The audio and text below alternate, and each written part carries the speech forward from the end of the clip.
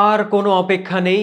একটি মাত্র ম্যাচ বাকি। আর্জেন্টিনার শিরোপার খাতায় আরও একটি কোপা আমেরিকার শিরোপা আসবে কিনা? মেসির শিরোপার খাতায় আরও একটি পালক যুক্ত হবে কিনা? সকল প্রশ্নের অবসান, সকল শঙ্কার অবসান, জল্পনা কল্পনার অবসান কিন্তু আর একটি মাত্র ম্যাচের পরেই।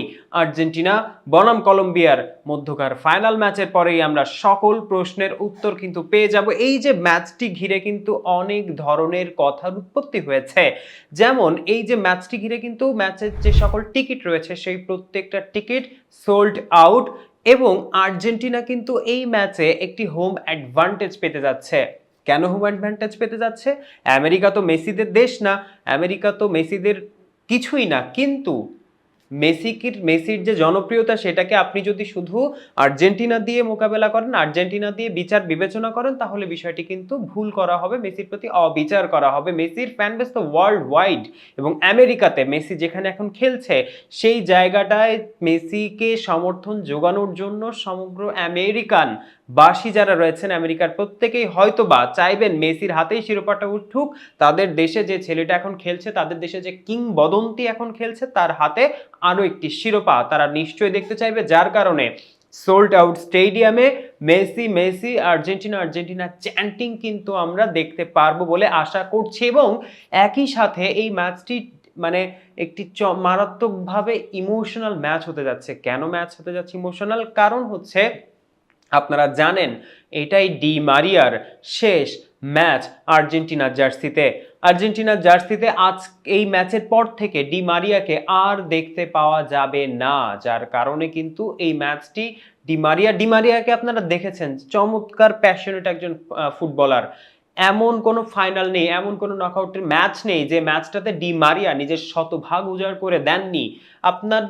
মানে এই কথাটাও তো আমরা বলে থাকি যে 2014 বিশ্বকাপের ওই ফাইনালে যদি আর্জেন্টিনার জার্সিতে ডি মারিয়া মাঠে নামতেন, মেসি 2022-এ নয় 2014-তেই হয়তো বিশ্বকাপটা জিতে যেতে পারতেন। সেই ডি মারিয়া, যে ডি মারিয়া মেসির আপদে বিপদে সব সময়, আমরা যখন আর্জেন্টিনার খেলা দেখি, আর্জেন্টিনা হয়তো কোথাও যে একটু ভালো করতে পারছে না, বেঞ্চে ডি মারিয়া যখন বসা থাকেন আমাদের মনে ওই ওই শঙ্কাটা ওইভাবে দানা বাঁধে না।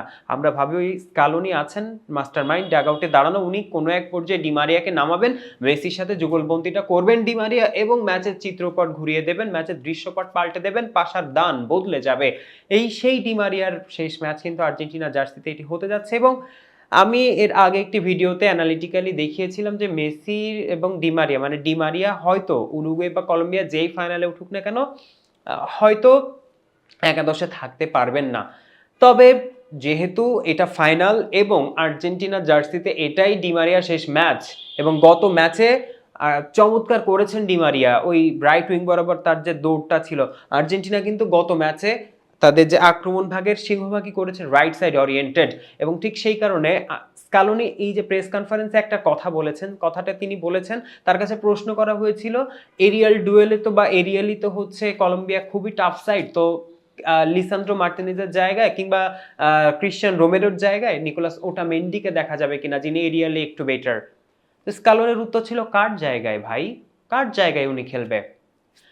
স্কালোনি কিংবা হোল আর্জেন্টাইন যে কোচিং স্টাফ রয়েছে তারা আনলেস এনি ফিজিক্যাল ইমার্জেন্সি, কোনো ধরনের ইনজুরি প্রবণতা ছাড়া তাদের ট্যাকটিক্যাল রিজনে খুব কম সংখ্যকবার প্লেয়ারদেরকে চেঞ্জ করেছেন। অর্থাৎ গত ম্যাচে সেমিফাইনালের ম্যাচে যে একাদশ নেমেছে এই ম্যাচেও সেই একই একাদশ নিয়ে আর্জেন্টিনা মাঠে নামতে পারে এবং নামবে বলেই আমার বিশ্বাস, এবং ঠিক সে কারণেই এই ম্যাচেও ডি মারিয়া স্টার্ট করবেন বলে আমার মনে হচ্ছে।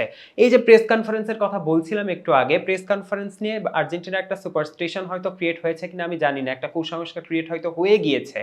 আপনারা যদি দেখে থাকেন তাহলে দেখবেন যে 2021 সালে যে কোপা আমেরিকার ফাইনালের আগে কিন্তু কোপা আমেরিকায় স্কালোনির সাথে প্রেস কনফারেন্সে এসেছিলেন কে? Emiliano Martinez. 2022 ফিনালেসিমার আগে স্কালোনির সাথে কে এসেছিলেন? Emiliano Martinez. 2022 বিশ্বকাপ ফাইনালের আগে স্কালোনির সাথে প্রেস কনফারেন্সে কে এসেছিলেন? Emiliano Martinez. এবং এই যে 2024 কোপা আমেরিকার ফাইনালের আগেও কিন্তু স্কালোনির সাথে এসেছেন এমিলিয়ানো মার্টিনেজ। অর্থাৎ এই যে এমিলিয়ানো মার্টিনেজকে দিয়ে প্রেস কনফারেন্স করিয়ে আর্জেন্টিনা যদি মনে করে থাকে একটা কুসংস্কার আচ্ছন্ন ভাবছে তিনি গেলেই আমরা জিতে যাব, হতে পারে, আমি এটার বিপক্ষে না, হতে পারে, বিশ্বাস থাকা ক্ষতির কিছু না। এই যে বিশ্বাসটাকে কাজে পরিণত করে সর্বোচ্চ গেইন যেটা কি সর্বোচ্চ গেইন কি হতে পারে? আর্জেন্টিনা শিরোপা জিতবে এটাই তো সর্বোচ্চ গেইন, তাই না? তো এখন এটার জন্য কি প্রয়োজন? মেসির জ্বলে ওঠা প্রয়োজন। চমৎকারভাবে আমরা দেখেছি যে মেসির জন্য বিষয়টা এখন দাঁড়িয়ে রয়েছে। কেন? কারণ মেসির এটা ৪র্থ শিরোপা হতে যাচ্ছে। মেসি কিন্তু এর আগে আর্জেন্টিনাকে নিয়ে ৮ টা ফাইনাল খেলেছেন। অলিম্পিক ২০০৮ সালে, তার আগে কোপা আমেরিকা ২০০৭ সালের ফাইনাল খেলেছেন। ১৫ সালের ফাইনাল খেলেছেন, ১৬ সালের ফাইনাল খেলেছেন, ২১ সালের ফাইনাল খেলেছেন এবং এই ২৪ এর ফাইনালটাও খেলতে যাচ্ছেন এবং ২০১৪ ওয়ার্ল্ড কাপের ফাইনাল খেলেছেন, ২০২২ ওয়ার্ল্ড কাপটা তো জিতেই নিয়েছেন। এই ৮ম বারের মতো ইতিহাসের সর্বোচ্চবার কোনো একজন প্লেয়ার ফাইনাল খেলছেন তার দেশের জার্সিতে। তো এই মেসিকে নিয়ে অনেক ধরনের কটাক্ষ করা হচ্ছে, অনেক ধরনের সমালোচনা করা হচ্ছে। মেসিকে বলা হচ্ছে যে মেসি ফুরিয়ে গিয়েছেন, মেসি বুড়িয়ে গিয়েছেন। মেসিকে নিয়ে তো কলম্বিয়ার সাবেক স্ট্রাইকার ভ্যালেন্সিয়া একটা কথাই বলে দিয়েছেন যে মেসিকে এখন মার্ক করা সহজ, মেসিকে এখন যে কেউ আটকে দিতে পারে। তবে ডিপল একটি কথা বলেছিলেন বেশ কয়েকদিন আগে। তিনি বলেছিলেন যে সবাই যখন ভাবে যে মেসি ইজ ফিনিশড, তখনও মেসির একটা গিয়ার বাকি থাকে এবং মেসি তার সবশেষ একটি ইন্টারভিউ এই কথাই বলেছেন, এই যে সেমিফাইনালের পরে একটি কথা বলেছেন মেসি, যে মেসির মাথায় সেমিফাইনালে যখন তিনি খেলেছিলেন একটি ভয় কাজ করছিল যে হয়তো ইনজুরিতে তিনি পড়ে যাবেন, কিন্তু মেসি যখন ম্যাচটি শেষ করলেন তার ওই ভয়টা কেটে যায় এবং মেসি দারুণভাবে একটু মানসিকভাবে তিনি বেটার ফিল করতে করতে হচ্ছে ম্যাচটা খেলেছিলেন। এর মানে কি? এর মানে হচ্ছে মেসি ফাইনালে খেলবেন, ফুল ফিট হয়ে খেলবেন এবং তার সর্বোচ্চটা দিয়েই খেলবেন এবং ওই যে বলেছিলাম ২০২২ বিশ্বকাপের ১ম ম্যাচে মানে হেরে যাওয়ার পরে সৌদি আরবের কাছে where is Messi, where is Messi chanting ছিল। তারপরে মেসি শিরোপা জিতেই তাদের মুখ বন্ধ করে দিয়েছেন, সকল সমালোচনার জবাব দিয়েছেন। এই ম্যাচের আগে, ফাইনালের আগে তাকে যে প্রভোগ করা হয়েছে তার জবাবটাও মেসি শিরোপা জয় করেই দিবেন। আচ্ছা, এখন একটু অ্যানালিটিক্যাল বিষয়ে আসা যাক যে কলম্বিয়া ঠিক কিভাবে খেলতে পারে, আর্জেন্টিনার জন্য থ্রেটটা কোন জায়গায় হতে পারে। আপনি যদি কলম্বিয়ার সামগ্রিক ম্যাচের বিশ্লেষণটা দেখেন, এই কোপা আমেরিকায় তারা কিভাবে খেলেছে, আপনি দেখবেন যে কলম্বিয়া কিন্তু টোটাল এবারে ১২টি গোল করেছে, টুর্নামেন্টের সর্বোচ্চ সংখ্যক গোল তারা আদায় করে নিয়েছে এবং তার বিপরীতে আর্জেন্টিনা কিন্তু ৮টি গোল করেছে। এই যে কলম্বিয়া ১২টি গোল করেছে, ১২টি গোলের মধ্যে ৫টি গোল এসেছে কোথা থেকে জানেন? সেট পিস থেকে, অর্থাৎ ক্রস থেকে, এরিয়াল থেকে, কর্নার কিক থেকে, ফ্রি কিক থেকে। এইভাবেই কিন্তু ৫টি গোল তারা আদায় করে নিয়েছে। এবং আপনি যদি ওপেন প্লে, ট্রানজিশন প্লে কিংবা কাউন্টার অ্যাটাকের দিক দিয়ে চিন্তা করেন তাহলেও দেখবেন যে আর্জেন্টিনা ৭টি অ্যাসিস্টের বিপরীতে কলম্বিয়া ৯টি অ্যাসিস্ট করেছে, অর্থাৎ গোল স্কোরিং যে ফর্ম সেটা আর্জেন্টিনার চেয়ে কিন্তু একটু বেটার যাচ্ছে কলম্বিয়ার জন্য। সেটা ঠিকই আমরা এই কনক্লুশনে আসতেই পারি।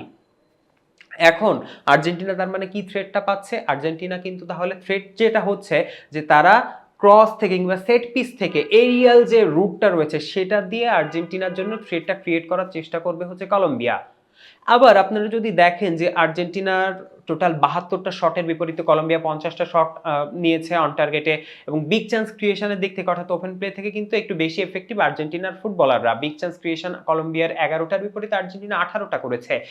এবং এই যে একটু আগে বললাম যে সেট পিস থেকে কিংবা ক্রস থেকে, লং বল থেকে, এটা কিন্তু স্ট্যাটিস্টিক্যালি প্রুভড যে কলম্বিয়া এভাবে আর্জেন্টিনাকে বেকায়দায় ফেলতে চাইবে। কিভাবে বলছি?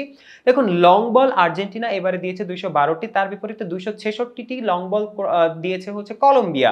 এবং ক্রসের কথা যদি বলতে চাই তাহলে ক্রস ৪৩টি ক্রস করেছে হচ্ছে আর্জেন্টিনা, তার বিপরীতে প্রায় দ্বিগুণ অর্থাৎ ৭৫টি ক্রস করেছে হচ্ছে কলম্বিয়া।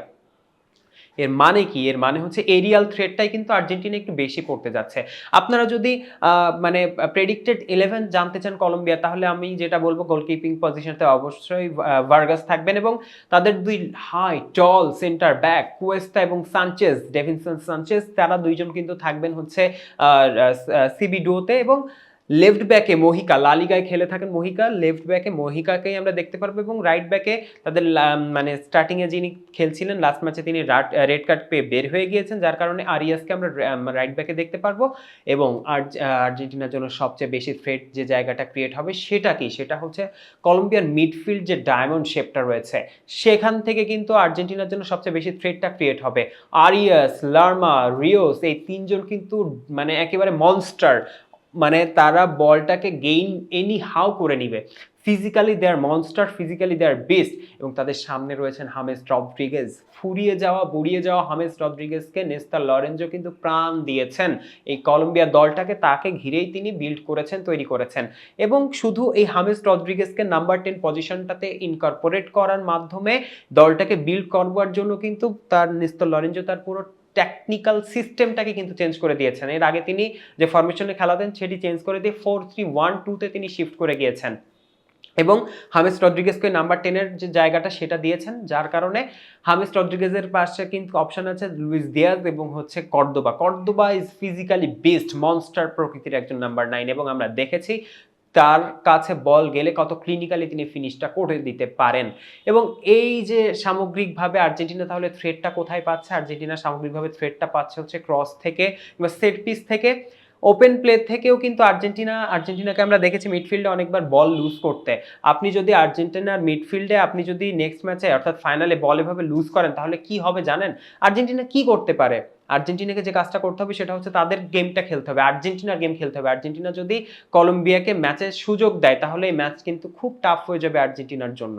আমি বলছি আর্জেন্টিনার জন্য এই ম্যাচ কিন্তু খুব টাফ হয়ে যাবে। আর্জেন্টিনা যদি স্লো বিল্ড আপ করতে চায় খুব টাফ হয়ে যাবে ম্যাচ।